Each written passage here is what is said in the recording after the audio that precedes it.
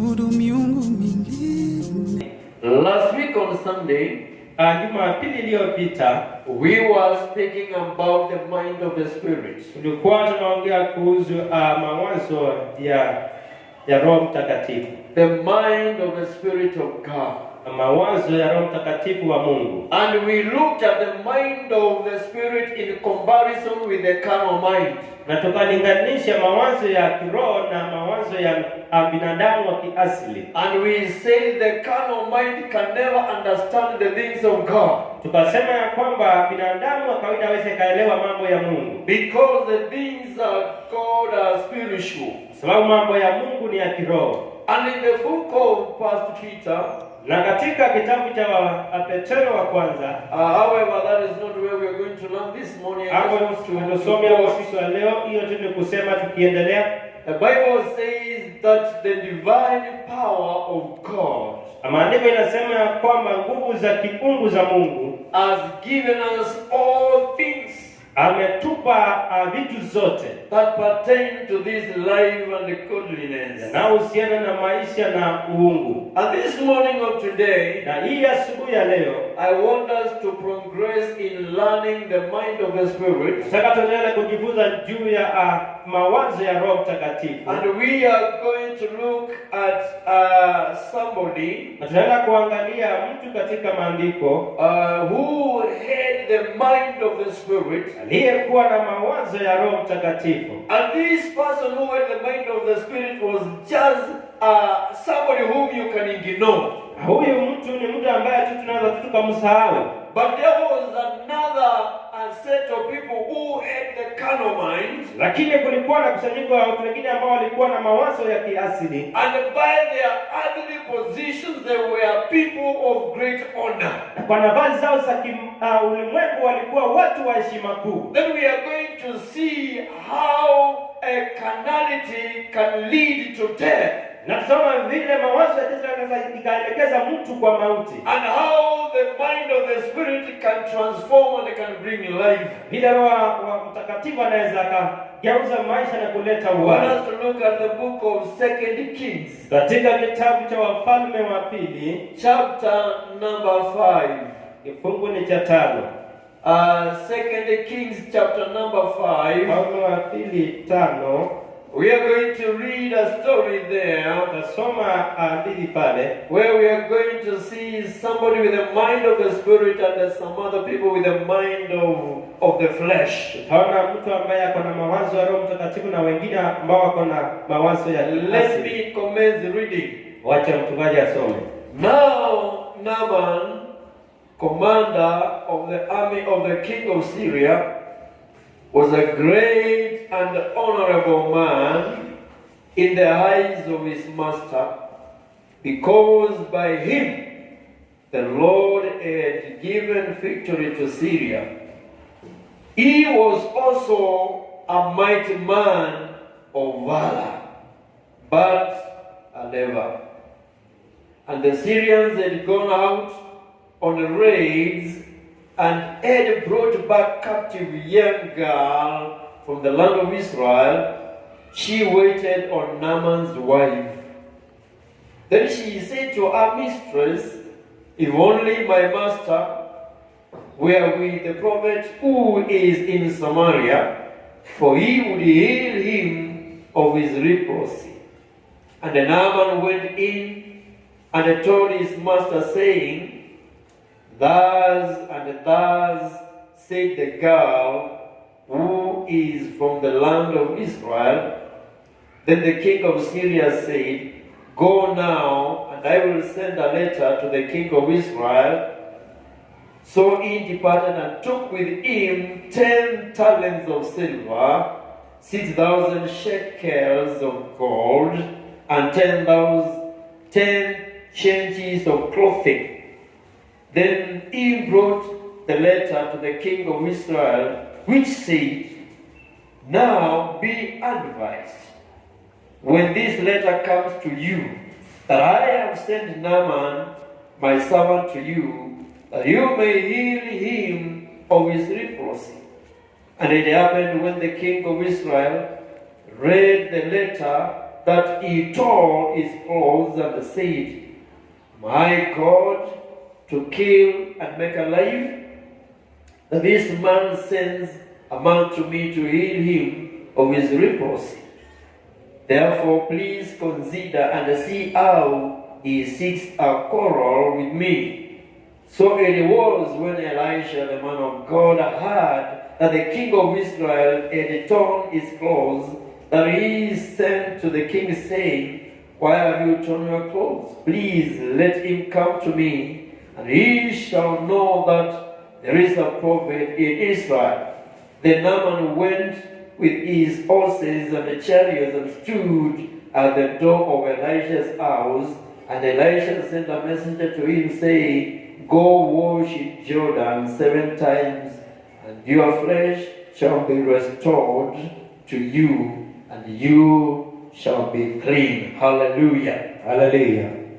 This is an illustration of 2 categories of people. Hii ni onyesho ya watu aina mbili. There is one category with the mind of the Spirit. Kuna sehemu moja ambao wako na mawazo ya Roho Mtakatifu, And there is another category with the mind of the flesh. wengine wako na mawazo ya kibinadamu. I want to show you something. Nataka kuwaonyesha jambo. It is very surprising that those who have the mind of the Spirit, Ya kushangaza sana wale ambao wako na mtazamo wa Roho Mtakatifu, they can be easily ignored. wanaweza wakasahaulika kwa wepesi. They don't look to be very strong. Hawaonekani kama ni wenye nguvu. They don't look to be very noble. Hawaonekani kama ni watu wa heshima. They don't have any fame. Hawana ile sifa yoyote. They are not strong people. Sio watu wenye nguvu.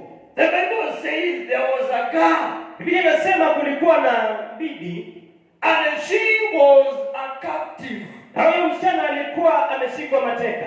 She was from the land of Israel, Alikuwa ametoka katika nchi ya Israeli, where men knew how to live in the mind of the Spirit. ambapo wanaume walikuwa wanamjua jinsi ya kuishi katika Roho Mtakatifu. And because our nativity was from the land that knew how to live in the Spirit, Na kwa sababu asili yake ilikuwa ni ya watu ambao wanajua kuishi katika Roho, she came in Syria with the mind of the Spirit. akaenda huko Syria akiwa na mawazo ya Roho Mtakatifu. Hallelujah. Haleluya! She came with that mentality. Akakuja na huo mtazamo, She came with the mind of the Spirit. akakuja na haya mawazo ya Roho Mtakatifu. And the Bible says Na Biblia inasema there was an army commander. kulikuwa na amri jeshi. Hallelujah. Haleluya! You know the glory and the power that works with an army commander. Je, wajua utukufu na nguvu ambazo ziko na amri jeshi mkuu? There was an army commander in Syria. Kulikuwa na amri jeshi mkuu huko Syria. And the Bible says he was an honorable man. Na Biblia inasema ya kwamba alikuwa ni mtu wa kuheshimiwa. He was a man held in honor by his master. Alikuwa ni mtu ambaye ako na heshima mingi kwa bwana wake, Because by him he had brought a lot of victory to Syria. kwa sababu kupitia kwake walipata ushindi mwingi huko Syria. So this man was recognized. Kwa hiyo huyo jamaa alitambulikana. He was a good commander. Alikuwa ni amri jeshi ambaye anafaa. He was not easily losing any battle. Hakuwa anapoteza vita vyovyote vile. That is why on one occasion, Ndio sababu kwa wakati mmoja when they went to raid Israel, walipoenda kupigana huko Israeli, they got a young girl and brought her as a captive to his house. wakamshika mfalme Gana wakamleta katika nyumba yake kama mateka. Hallelujah. Haleluya! And this great man, Na huyo amri jeshi, the Bible says he was a mighty man of valor. Biblia inasema ya kwamba alikuwa mtu mkuu wa vita. Hallelujah. Haleluya! But there is a disclaimer. Lakini kuna mshangao pale. He was a leper. Alikuwa mwenye ukoma.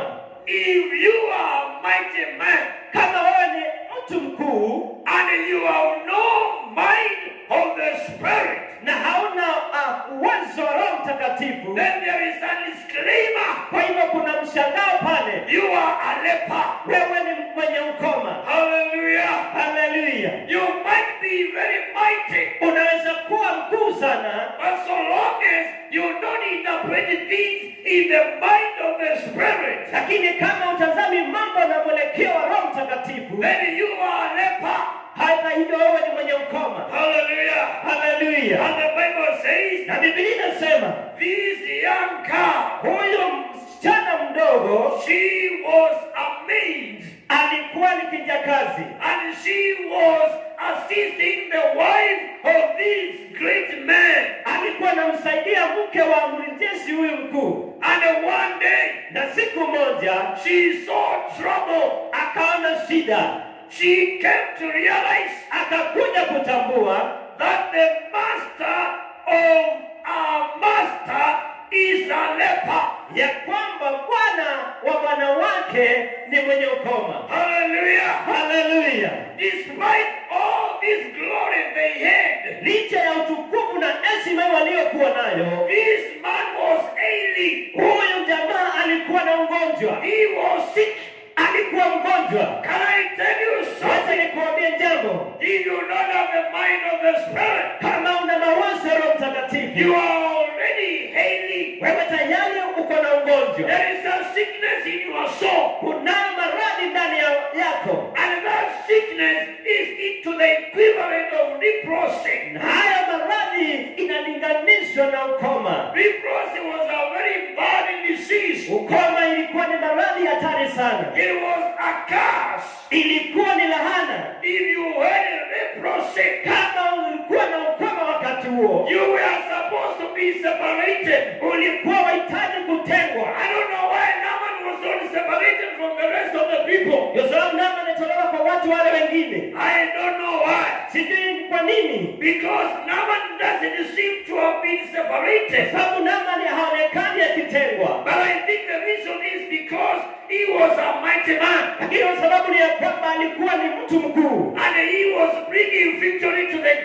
the king. Na alikuwa analeta ushindi katika upande wa mfalme. That is why he was kept with the other people. Kwa sababu ataona katika baina ya wale watu But wengine. he was a leprosy. Lakini alikuwa ni mwenye He ukoma. was a leper. Alikuwa mwenye ukoma. Hallelujah. Haleluya. And this young girl, Na huyu msichana mdogo, let me show you the mind of the Spirit. wacha nikuonyeshe mawazo ya Roho The Mtakatifu. mind of the Spirit does not think like normal people. Mawazo ya Roho Mtakatifu hafikiri tu kama watu wa kawaida. When she came to realize that our master's husband is sick, Alipotambua ya kwamba bwana wake ni mgonjwa, she came and told our mistress, akamwambia yule bosi wake, if your husband, my master, was with the prophet of God in Israel, kama mume wako bwana wangu angekuwa na nabii kutoka Israeli, he could have been healed of this dangerous pandemic illness, this disease. angekuwa ameponywa haya maradhi hatari. Hallelujah. Haleluya. She came and told our mistress, Akakuja akamwambia bwana wake, if Naaman could have been with the prophet of God in Israel, kama Naamani angekuwa na nabii wa Mungu huko Israeli, this sickness would have been healed. maradhi yake ingekuja pona. And another message went to Naaman. Na huo mjumbe ukamfikia Naamani. And then Naaman went to his master. Na Naamani akaenda kwa bwana wake. And he says, thus says the girl who is in my house. Akasema hivi ndivyo yule binti nyumba yangu anasema, If I could go to the prophet of God in Israel, kama ningeenda kwa nabii wa Mungu Israeli, I could be healed. ningeweza kupona. Hallelujah. Haleluya. And the master also in the mind of the flesh, Na yule bwana katika mawazo ya kiasili, because the carnal mind does not understand the things of the kwa spirit. sababu mtu wa kawaida haelewi mambo ya kiroho. In his understanding, Katika kuelewa kwake kwa kimwili, he could not understand who is the prophet of God. hakuwa anaelewa ni nani unabii wa Mungu. And so he took a letter Kwa hivyo akachukua barua and he wrote with authority na akaandika na mamlaka yote, gives it to the king of Israel. na akaipeana kwa mfalme wa Israeli. And in the letter it read like this. Na katika barua ilikuwa inasoma hivi: Be advised by the copy of this letter uelezwe kwa ile maneno ambayo yako katika hii barua, that I am sending my army commander, ya kwamba natuma amri jeshi wangu mkuu and you may heal him. ili umponye. Can you see what the mind of Kano can do? Unaona vile mawazo ya kiasi yanawezafanya. He doesn't understand who is able to heal. Haelewi ni nani ambaye kuna uwezo wa kuponya. So he sends his master to the king, who is also Kano. Kwa hivyo akatuma jamaa ambaye kwa mfalme ambaye pia kuna mawazo ya kiasili. And when the king of Israel received the letter, Wakati mfalme wa Israeli alipata ile barua, he read the letter, akasoma ile barua. and it is saying that, but you are advised, Inasema ya kwamba umeelezewa, and I am sending Naaman to you, ya kwamba natuma Naamani kwako that you may heal him. ili umponye. And then he was surprised. Na hapo akapigwa na mshangao. He says, this man is seeking for a quarrel. Akasema, je, huyu jamaa anatafuta maneno? Am I God, Mimi je ni Mungu that I can bring life to the dead? ili niweze nikadanganya? Let me tell you, Wacha niwaambie, leprosy was like death. ukoma ulikuwa ni kama kifo. Can you hear what he's saying? Sikiza anavyosema, Am I God, je, mimi ni Mungu that I may bring life? ili niweze kuleta uhai? So this man is seeking for trouble. Kwa hiyo jamaa anatafuta shida. And because the king of Syria was stronger that time than the king of Israel, Kwa sababu mfalme wa Syria alikuwa mwenye nguvu kuliko mfalme wa Israeli wakati huo, the king of Israel tore his clothes mfalme wa Israeli akararua mavazi yake, because there was no hope. kwa sababu hakukuwa na tumaini tena. Hallelujah. Haleluya! Let me tell you, Wacha niwaambie wapendwa, that is what happens. hivyo ndio kulivyotukia.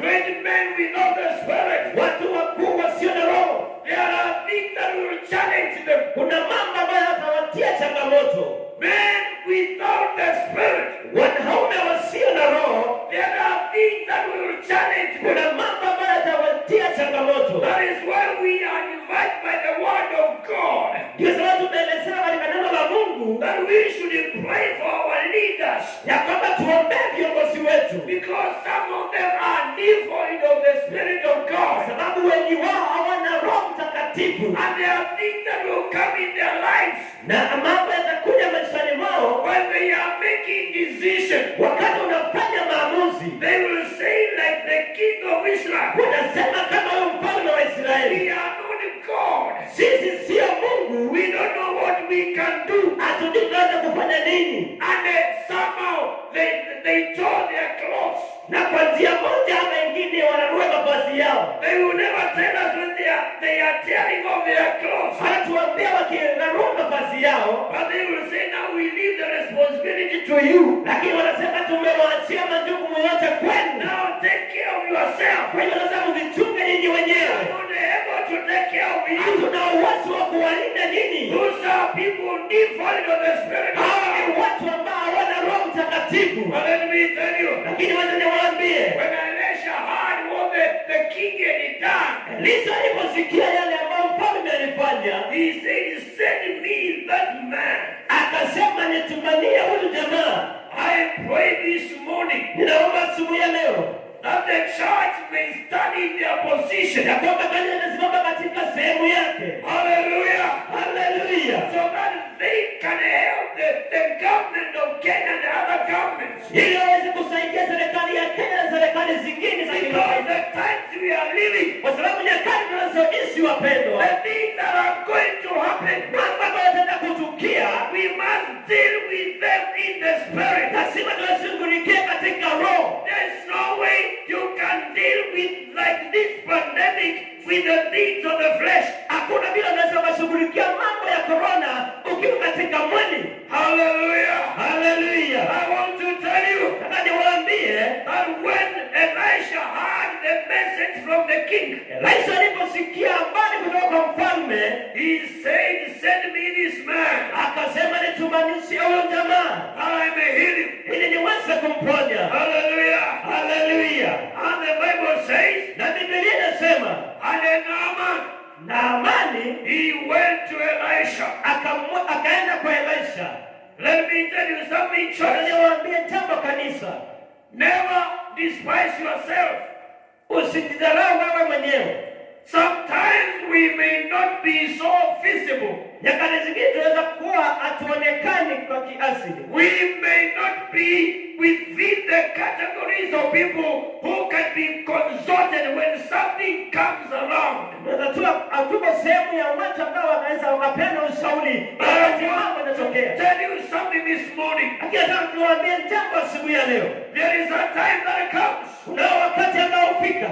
I remember one day Pharaoh. Nakumbuka siku moja Farao, he had a dream. aliota ndoto. And there was something that God was showing him. Na kuna mambo Mungu alikuwa anamuonyesha. He was showing him some years that were coming of plenty. Alikuwa anaonyesha miaka ambayo inakuja ya utele. And other years that will come thereafter. Na miaka ingine itakuja baadaye, which will consume the benefit that was gained in the years of plenty. Ambayo itakula yale mapato ambayo yalipatikana wakati wa utele. And all the wise men in Egypt, na wale watu werevu wote kule Misri, they could not interpret the dream of the king. Hawakuweza kupambanua ile ndoto ya mfalme. Thank God there was a man who was living in the Spirit of God. Shukuru Mungu ulikuwa na mtu ambaye alikuwa anaishi katika roho wa Mungu. Hallelujah. Hallelujah. And when all the witching doctors had failed to get the answer, na wakati wachawi wote na wale ambao walikuwa wanapeana ushauri walikuwa kupata ushauri, and all the king councils when they could not give the answer, na wakati washauri wa mfalme hawaweza kupeana suluhu, somebody said there is somebody, mtu akasema kunaye mtu, and this person is in prison, na huyo jamaa katika jela. Let me tell you, wacha niwaambie, sometimes the church is despised. Wakati mwingine kanisa inadharauliwa. Sometimes those who have the Spirit are nowhere to be located. Wakati mwingine wenye roho hawana sehemu, hawapatikani popote. They don't live in comfort places. Hawaishi mahali ambapo panastahili. But let me tell you, lakini niwaambie, that one cannot diminish the Spirit of God in you. Hiyo haiwezi kumaliza roho wa Mungu ndani yako. So long as you hold on your position, unaweza umesimama katika pengo lako. Hallelujah, you can bring a solution. Unaweza kuleta suluhu to the world that is dying. Katika ulimwengu ambao unakufa. Hallelujah. Hallelujah. And then now Elisha. Na sasa Elisha he brought solution. Akaleta suluhu. Hallelujah. Hallelujah. Naaman came to his residence. Naaman akaenda katika makao yake. And he came with a lot of goodies. Akakuja na vitu mingi. He came with silver and gold. Akaenda na dhahabu na fedha. He came with so many things. Akaenda na vitu mingi kwa mfalme. He came with clothes. Akakuja na nguo that he may give as a gift to the prophet of God. Ili apende kama tunzo kwa yule nabii wa Mungu. But the prophet of God said, lakini nabii wa Mungu akasema, go back with your goods. Rudi na vitu zako zote. Just go and wash yourself. Enda uoge mwenyewe. Go and clean yourself. Enda uoge. Hallelujah. Hallelujah. And you shall be well. Na itakuwa salama. I came to tell you something, church, this morning. Kuja kuambia jambo kanisa asubuhi ya leo. That we have the mind of the Spirit. Ya kwamba tuko nao mawazo ya Roho Mtakatifu. Bible says that the divine power of God. Biblia inasema ya kwamba mawazo ya kiungu ya Mungu. It has given us all things. Yametupa kila mambo yote. Can I repeat myself? Wacha nirudie. The divine power of God. Yaani mpango wa kiungu. It has given us everything. Ametupa kila kitu. Mention it if it has a name. Tanja kama liko na jina. But God has given us everything. Lakini Mungu ametupa kila kitu. That pertain to this life. Ambayo yanahusu ya maisha. And godliness. Na uungu. Let me tell you. Wacha niwaambie. Everything that should make make you to be alive, kile ambacho kinaweza kufanya wewe ukue hai, God has given it unto you. Mungu amekupa wewe binafsi. There is a portion that has been given to you. Kuna sehemu ambayo imepeanwa kwa ajili yako. Let me tell you, Wacha niwaambie, you are going to be alive utaenda kuishi because there is a daily a portion that God has given to you. kwa sababu kuna sehemu ya kila siku ambayo Mungu amepeana kwa ajili yako. It may not be so big.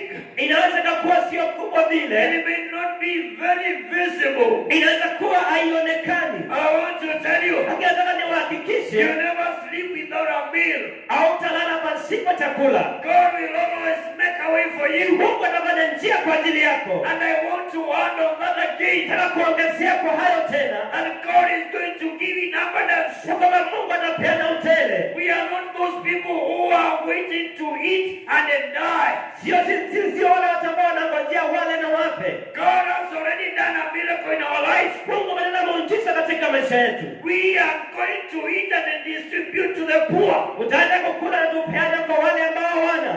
Hallelujah. Hallelujah. John, when he was writing the letters of John, he said, beloved, Bwana alipokuwa anaandika waraka akasema, wapendwa, I wish that you may prosper na naomba ili mfanikiwe and be in good health, na mkuwe na afya njema, even as your souls prosper. hata vile nafsi zenu zinapofanikiwa. I want to declare in the name of Jesus Tunaweza katika jina la Yesu Kristo that we are going to prosper kama tutaenda kufanikiwa because we have the mind of the Spirit. kwa tuko na mawazo ya Roho Mtakatifu. Let me encourage you this morning, Wacha niwatie nguvu asubuhi ya leo, even as we come to the end of our service today. tunapofika mwisho wa ibada letu.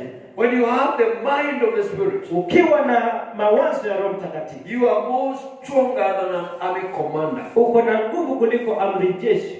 When you have the mind of the Spirit, you can interpret things spiritually. Ukiwa na mtazamo wa Roho Mtakatifu, unaweza ukaleta mambo kwa mtazamo wa Roho Mtakatifu. You are greater than the kings of the superpowers. Wewe ni mkuu kuliko wafalme wa nchi zenye nguvu. Hallelujah. Hallelujah. This little girl, Huyu msichana mdogo she brought hope to Naaman alileta tumaini kwa Naaman, because they were living in the flesh. sababu alikuwa anaishi katika mawazo ya kawaida, But she brought a new revelation. lakini akaleta ufunuo mpya. Dear Father, in the name of Jesus, Baba mpendwa, katika jina la Yesu Kristo, I thank you for your word this morning. nasema ni asante kwa neno lako asubuhi ya leo. How great and awesome is your name. Jina lako ni kuu na lapendeza Bwana. You have spoken to us this morning. Umesema nasi asubuhi ya leo. Lord, we desire Bwana, tuko nao shauku the mind of the Spirit, ya mawazo ya Roho Mtakatifu, that we may be able to understand the things that you've given to us. ili tuweze kuelewa mambo ambayo umetupa kwa ajili yetu. Lord, you have given us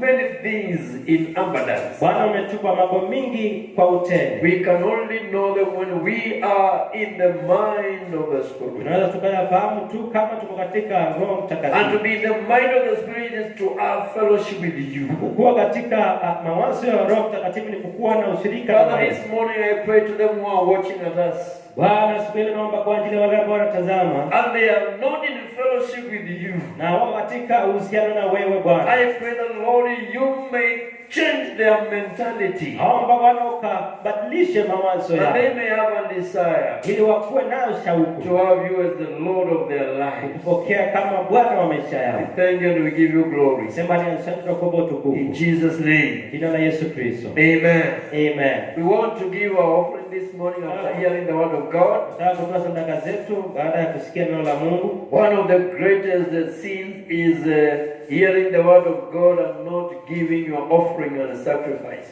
Mojawapo ya dhambi kuu ni kukosa kutoa sadaka unapo. Can we give our offering this morning? Take the best of your offering. Sasa chukua sehemu nzuri ya sadaka yako. Take your tithe together with you. Kuwa na wakati mzuri. And I hope that you have loaded your M-Pesa. Let us pay our tithe this morning. Ambao wanatumia simu, mko na pesa katika simu. Amen. Amen. Our pay bill number Namba ya kulipa sadaka 402 402 3805. 3805. That is what is you are going to put as your as the paybill number. Hiyo ndio namba ya kulipia. Account number is your name or what kind of offering you are giving. Namba ya account ni kiwango ni ile sadaka ambayo unatoa, inaweza kuwa ni fungu la 10, inaweza kuwa ni sadaka ya kawaida. And then you put your secret code. Na hivyo weka kiwango cha pesa na weka namba yako ya simu. Let me pray for your offerings. Wacha tuombe kwa ajili ya God bless every giver that has given this morning. Bwana bariki kila ambaye ametoa asubuhi ya leo. Those who have given their tithes. Wale ambao wametoa fungu za 10. You have commanded in your word that you are going to bless the tither. Umeamrisha katika maandiko yako utabariki mwenye kutoa fungu. I will rebuke them devour on their behalf. Na utakemea mwadhibu kwa niaba yao. Father, every tithe and every giver was given this morning. Bwana kila wakati na kila mmoja ambaye ametoa asubuhi ya leo. Even those who are supporting the ministry in one way or the other. Wale ambao wanasimama na huduma kwa njia moja, bless them this morning. Bali Mungu kawabariki wote. We thank you and we give you glory. Sema ni asante kwa kukupa utukufu. In Jesus name. Kwa jina kuu la Yesu Kristo. Amen. Amen. Now may the grace of our Lord Jesus Christ, the love of God, and the fellowship of the Holy Spirit be with us now and forevermore. Amen. Surely goodness and mercy shall follow you all the days of your life. You shall dwell in the presence of the Lord now and forevermore. Amen. Amen. God bless you. Bwana wabariki sana. Peace be with you. Amani iwe nanyi. Amen. Amen.